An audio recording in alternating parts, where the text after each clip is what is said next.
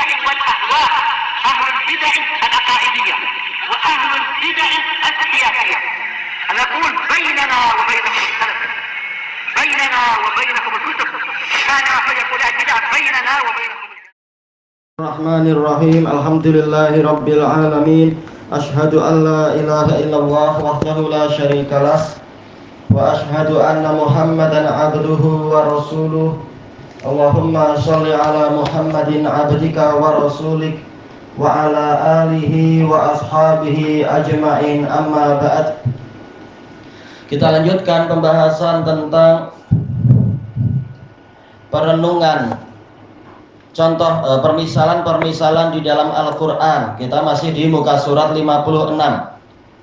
Qala al-Imam Ibnul Qayyim rahimahullahu ta'ala, hadzani masalani mutadamminani qiyasain. Dua permisalan ini yang dalam An-Nahl 75 dan 76 mengandungi dua qiyas. Min qiyasil akas. Yang pertama adalah qiyas akas, yaitu kebalikan. Bagaimana qiyas berkebalikan itu? Wa huwa nafyul hukmi li nafyi illatihi wa mujibih, yaitu meniadakan hukum disebabkan oleh tidak adanya alasannya dan perkara yang mewajibkannya.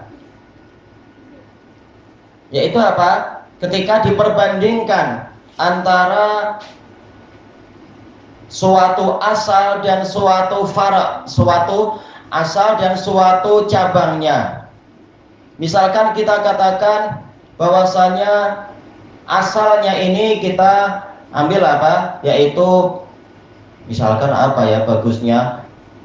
Kereta misalkan sebagai asalnya, yaitu kereta yang four wheel misalkan, diperbandingkan dengan misalkan apa? Basikal. Wah, gimana itu? Terlalu jauh perbezaannya. Ini contoh qiyas yang berkebalikan. Thayyib, dikatakan misalkan apa? Kereta four wheel dia itu kuat.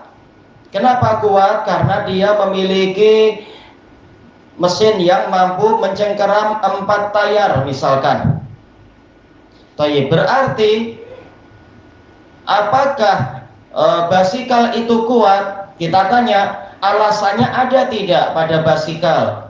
Kalau kereta four wheel tadi kuat karena dia memiliki mesin yang kuat.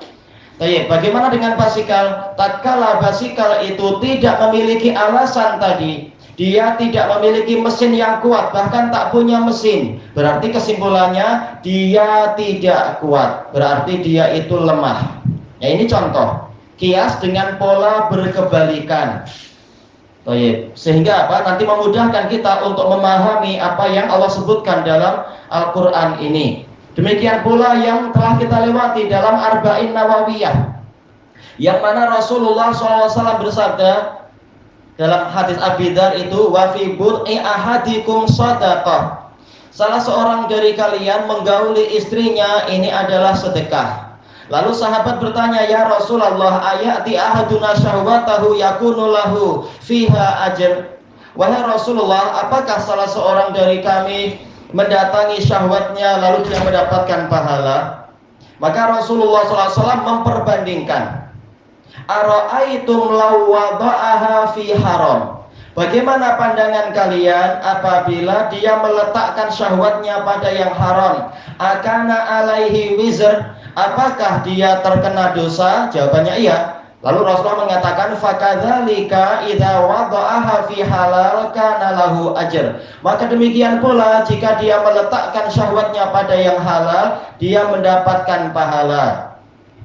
Baik, jadi diperbandingkan. Kalau syahwat itu diletakkan pada yang haram, apakah dia berdosa? Iya. Kenapa? Karena meletakkan bukan pada tempatnya. Kemudian kalau diletakkan pada yang halal, berdosa atau tidak? Kita tanya, sebab dosa ada tidak di situ? Oh, tak ada, karena dia meletakkan pada tempatnya, pada yang halal. Berarti kesimpulannya dia tidak berdosa, bahkan sebaliknya dia mendapatkan pahala. Itulah yang dikatakan qiyasul akas. yaitu alasan untuk menimpakan hukum tidak ada pada faraknya, pada kes atau benda yang sedang dicari hukumnya. Tatkala alasan yang ada pada asal itu tidak ada pada farak, berarti hukum farak tadi, hukum cabang itu tidak sama dengan hukum asalnya. Apabila asalnya itu haram, maka yang faraknya, cabangnya itu halal misalkan. Berarti hukumnya adalah berkebalikan. Inilah yang dikatakan qiyasul akas, qiyas yang berkebalikan. Tatkala illah hukum tidak ada di sini, maka yang di sini hukumnya tidak sama dengan benda yang sudah diketahui hukumnya. Baik. Dan ini sangat penting. Terkadang orang bahkan hari-hari ini di Indonesia sembarang-sembarang meletakkan hukum, padahal belajar ke ulama saja tidak, ke Saudi, ke Yaman ataupun ke tempat-tempat ulama ahlu sunnah belajar sungguh-sungguh bertahun-tahun aja tidak, tahu-tahu menggunakan qiyasul akas. Dia tak tahu syaratnya, tak tahu rukun-rukunnya, dan ini berbahaya. Nanti bicara tanpa ilmu di dalam agama ini. Baik. Nah sekarang kata beliau fa innal qiyas nau'an, kata Imam Ibnul Qayyim, karena sesungguhnya qiyas itu ada dua jenis. Dari sudut pandang adanya illah dan tidak adanya illah di situ. Yang pertama qiyasut tard, qiyas yang baku, yang pasti. Ini yang biasa kita pakai di dalam contoh-contoh yang banyak sekali. Misalkan ada minuman di hadapan kita warnanya merah. Ini halal atau haram? Nah, kita lihat sesuatu minuman itu dikatakan haram, biasanya sebabnya apa? Oh, sebabnya dia memabukkan. Nah, berarti ilahnya adalah iskar, yaitu memabukkan. Apabila ilah di sini ada pada benda yang sedang kita cari hukumnya, si air yang berwarna merah tadi, kalau ilahnya ada, hukumnya ada, yaitu terbukti memabukkan tidak? Oh iya, berarti hukumnya sama. Inilah yang dikatakan qiyasut tard. Ilah yang ada pada benda ini dia sama dengan ilah yang ada pada benda yang sedang dicari hukumnya. Ilah dari benda yang kita cari hukumnya sama dengan ilah yang ada pada khamr, yaitu memabukkan. Berarti hukumnya sama. Kalau ilah sama, hukumnya sama. Ilahnya apa tadi? Memabukkan. Berarti hukumnya apa? Sama-sama haram. Inilah qiyasut tard. Kemudian kata beliau, ya qatadi isbatal hukmi fil farq. Yang namanya qiyas tard, qiyas baku adalah menuntut ditetapkannya hukum fil farq, pada cabang, yaitu pada benda yang sedang dicari hukumnya, yang semula belum diketahui, sedang dinilai. Kenapa dia dihukumi sama dengan dihukumi haram misalkan? Li subuti illatil asli fi, karena telah pasti alasan pada benda asal di situ, yaitu apa? Adanya iskar, memabukkan. Sebagaimana benda asal yaitu khamr dihukumi haram. Kenapa? Karena memabukkan. Maka benda yang berwarna merah ini juga dihukumi haram. Kenapa? Terbukti memabukkan. Alasannya sama. Baik, ini yang pertama, dan ini qiyas yang paling mudah dipahami insya Allah dibanding yang lain. Yang kedua, wa qiyasu akas, qiyas berkebalikan. Yaqtadi nafyal hukmi anil farq, menuntut ditiadakannya hukum pada cabang, pada benda yang sedang dicari hukumnya. Kenapa? Linafyi illatil hukmi fi, karena alasan untuk menimpakan hukum padanya tidak ada. Nah, ini dikatakan apa? Sebagai qiyasul akas, kebalikannya. Kalau benda ini haram, berarti benda yang itu halal. Kenapa? Karena alasan pengharaman tidak ada di situ. Ini qiyasul akas. Tayyib, fal masalul awal, permisalan yang pertama yaitu An-Nahl 75, ya. Daraballahu masalan abdan mamluka, itu Allah membuat permisalan seorang hamba sahaya yang tidak mampu melakukan apapun dengan orang yang kami beri rezeki yang baik, dia mampu melakukan ini dan itu, berinfak. Jelas ini tidak sama. Nah, ini kias apa? Kiasnya dohirnya adalah yaitu apa? Qiyasul akas, kebalikannya. Yang ini tercela, tak layak disembah. Kenapa? Tak mampu apa-apa. Sementara yang itu dia layak dipuji, dia mampu melakukan apapun.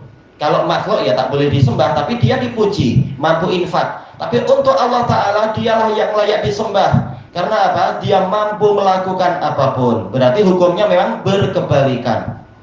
Yang itu tak mampu disembah karena tak bermanfaat, tak ada guna. Yang ini gunanya penuh. Yaitu apa? Penguasa alam semesta betul-betul sangat bermanfaat. Istilahnya apa? Memang sangat kaya dan sangat baik. Kita mohon kepadanya, maka dialah yang layak disembah. Baik. Kemudian kata beliau di sini, linafs ma darabahu Allah subhanahu li nafsihi walil ausan. Permisalan yang dibuat oleh Allah yang Maha Suci untuk dirinya sendiri dan untuk berhala-berhala. Kita disuruh memperbandingkan. Kalau sama hukumnya sama. Kalau tidak sama, ya tahulah kita hanya Allah yang layak disembah, yang lain tidak layak. Baik, ini qiyasul akas. Lihat alasannya sama tidak? Hukum yang ada pada pihak pertama apakah nanti akan sama dengan hukum yang akan kita berikan pada pihak kedua. Fallahu subhanahu huwal maliku likulli syai'. Sekarang lihat pada keadaan Allah Ta'ala.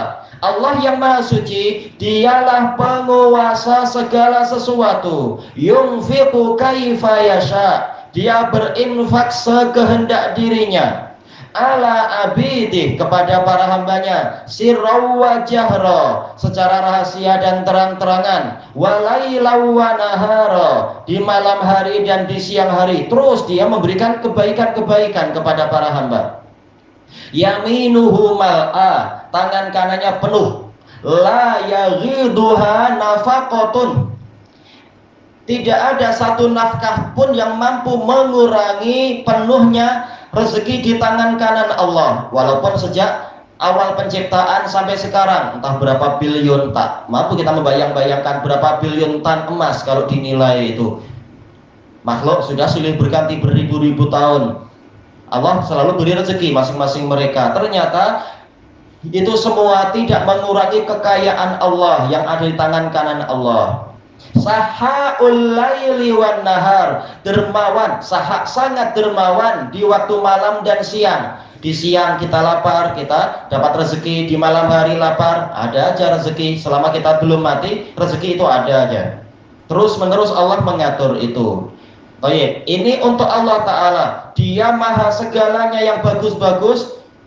Berarti apa? Dia layak disembah. Kenapa dia layak disembah? Alasannya dia maha segalanya, maha sempurna segalanya. Sekarang kita bandingkan, walaupun tak layak dibandingkan, tapi karena orang musyrik berbuat syirik dengan berhala-berhala itu, maka kita cobalah perbandingkan, layak tidak. Wal ausan, sekarang berhala-berhala itu mamlukatun ajizah, dia dikuasai dan dia itu lemah. Insya Allah ini ya, yang catatan kaki Imam As-Sa'di sudah dibaca belum semalam itu? Kemarin-kemarin sudah, insya Allah. Masalah seluruh ucapan Allah adalah adil, ya sudah. Ayo. La yaqdiru ala syai', berhala-berhala tadi la taqdir, tidak kuasa melakukan sesuatu apapun. Berarti sama tidak? Sama sekali tidak sama. Kalau ilahnya sendiri sudah tidak ada, ilah disembah itu apa sih? Yaitu sangat bermanfaat, yaitu Allah Ta'ala sangat dermawan. Ternyata patung tidak demikian, manfaat tidak ada, manfaat yang diharapkan oleh orang yang menyembah tidak ada. Demikian pula bahkan tidak mampu melindungi dirinya sendiri. Kalau hambanya berbuat jahat atau berbuat baik, dia patung tadi tak mampu memberikan hukuman atau memberikan pahala, tak mampu apapun. Dimakan aneh-aneh pun terpaksa apa? Tuannya beli patung yang baru, patung yang lama sudah tak guna, dibuat jadi kayu bakar, tak ada gunanya. Berarti tatkala alasan untuk disembah tidak ada, berarti apa? Dia bukan sesembahan yang benar. Inilah yang dikatakan qiyasul akas. Sebab tidak sama, maka hukumnya jadi tidak sama. Fa kaifa yaj'alunaha syuraka ali? Maka bagaimana mereka menjadikan berhala-berhala tadi sebagai sekutu-sekutu untukku? Wa ya'budunaha min duni, mereka menyembah sekutu-sekutu tadi bukannya menyembahku. Ma'ahadat tafawutil azim, bersamaan dengan perbezaan yang sebesar ini. Tak mampu kita ungkapkan sebesar apa perbezaan antara Allah dengan patung, terlalu jauh perbezaannya, naudzubillah. Wal farqil bayyin, sama ya, tafawut yaitu perbezaan, farq perbezaan, sama ya, salah marhaban. Al-bayyin yang al-mubin, yang jelas. Tatkala perbezaan terlampau jauh, tidak sama sekali antara Allah dengan berhala, maka hukumnya tidak sama. Allah yang layak disembah dan berhala sama sekali tidak layak disembah. Allah lah yang wajib disembah karena Dia yang menciptakan kita dan Dia yang maha sempurna. Berhala menciptakan kita pun tidak, memberi kita apa-apa juga tidak, malah menyusahkan aja. Hadza qaulu mujahidin wa ghairih. Ini adalah perkataan Mujahid dan yang lainnya. Baik. Kemudian waqala Ibnu Abbas, Ibnu Abbas mengatakan huwa masalun darabahullahu lil mu'mini wal kafir. Ini adalah sebuah permisalan yang Allah buat untuk memperbandingkan antara mukmin dan kafir. Ini mungkin saja, dua-duanya mungkin. Apakah ini perbandingan antara yang disembah ataukah yang menyembah? Kalau yang disembah tadi, menurut pendapat Mujahid dan lain-lain, antara Allah Ta'ala dengan berhala-berhala, kita perbandingkan. Kemudian kalau menurut Ibnu Abbas, ini permisalan para penyembah antara mukmin dan kafir. Wa masalul mu'mini fil khair, permisalan orang mukmin di dalam kebajikan, alladzi indah, yang dia miliki. Baik, punya tenaga membantu orang lain untuk mengurusi ini, mengurusi itu, mengangkat barang atau membersihkan apa. Kalau punya duit, menggunakan itu untuk menafkahi keluarga, menafkahi fakir miskin atau janda-janda yang terlantar atau apa. Atau dia punya ilmu, dia gunakan itu untuk membantu orang lain dengan ilmunya tadi, dan seterusnya. Summa razaqahu minhu rizqan hasana, lalu Allah memberikan kepadanya rezeki yang bagus darinya. Fahuwa yunfiqu minhu ala nafsihi wa ala ghairihi. Orang mukmin ini menginfakkan sebagian dari rezeki Allah tadi kepada dirinya sendiri dan kepada orang lain, sirrahu wa jahra, secara rahasia dan secara terang-terangan. Dalam situasi apapun dia itu bermanfaat. Dibandingkan dengan apa? Wal kafir bimanzilati abdin mamlukin ajiz. Orang kafir itu bagaikan hamba sahaya yang lemah, la yaqdiru ala syai', tidak kuasa melakukan apapun. Bahkan apa? Keberadaannya mungkin membawa sial bagi negara, karena negara jadi tidak diberkahi dengan banyaknya kaum musyrikin. Karena kaum musyrikin di mana-mana selalu dikelilingi oleh syaitan, memberi kesempatan syaitan untuk masuk rumah, untuk makan sedap-sedap, tidur di di atas tilam yang sedap. Namanya orang kafir. Ucapannya juga ucapan kekufuran, tak ada berkah. Ini merugikan sebenarnya. Itu pun kalau kita selamat dari kejahatan mereka dalam masalah perekonomian, seperti yang di Indonesia dan tempat-tempat lain, justru dikuasai oleh orang-orang kafir, walaupun pemerintahnya adalah muslim, tapi di balik itu orang kafir yang mendominasi kekuasaan ekonomi dan seterusnya. Baik, tidak menguntungkan mereka itu, keberadaan mereka. Kemudian li'annahu la khaira indah, karena dia tak punya kebaikan. Mungkin kalau dia pandai malah akan korupsi dan menggelapkan duit, seperti orang Cina kafir itu yang berjaya melarikan diri ke Tiongkok sana, lalu operasi surgery itu, plastik surgery. Naudzubillah. Edi Tansil dan yang lainnya, banyak jenis-jenis orang seperti ini, tidak menguntungkan. Fahal yastawir rajulani inda ahadin minal uqala, maka apakah dua orang ini akan sama menurut satu orang yang berakal saja? Jawabannya adalah tidak sama. Tayyib, ilahuna wallahu a'lam.